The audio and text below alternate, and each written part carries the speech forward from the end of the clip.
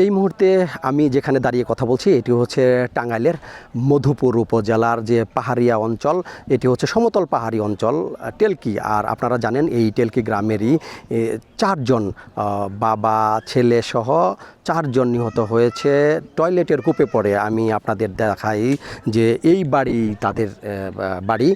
এইখানে এই বাড়ির যে নেইমার রয়েছে, নেইমারের কিন্তু সকালবেলায় একটি ছাগল ওই টয়লেটের কূপে পড়ে যায়। আর এই টয়লেটের কূপে পড়ে যাওয়ার পর সেটি উদ্ধার করার চেষ্টা করে এই নেইমার, কিন্তু তিনি ব্যর্থ হয়। আর নেইমার যখন ওই কূপের মধ্যে পড়ে যায় তখন তার বাবা তাকে বাঁচাতে গেলে তার বাবাও কিন্তু সেখান থেকে আর উঠতে পারে নাই। আর তার বাবাকে তার ফুপা মানে তার স্বজন তিনি উদ্ধার করতে গেলে তিনিও সেই কূপ থেকে উঠতে পারেননি।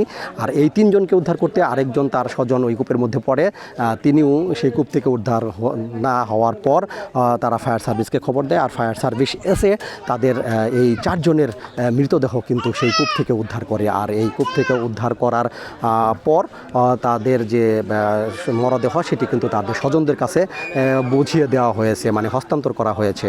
আর তাদের হস্তান্তর করার পর খ্রিস্টান ধর্মের যে রীতি রয়েছে সেই খ্রিস্টান ধর্মের রীতি অনুযায়ী তাদেরকে দাফন করবে। আর এই দাফন কিন্তু আজকে করবেন না, তাদের স্বজনরা যেটি বলেছেন আগামীকাল তাদের দাফন করা হবে খ্রিস্টান ধর্মের রীতি অনুযায়ী।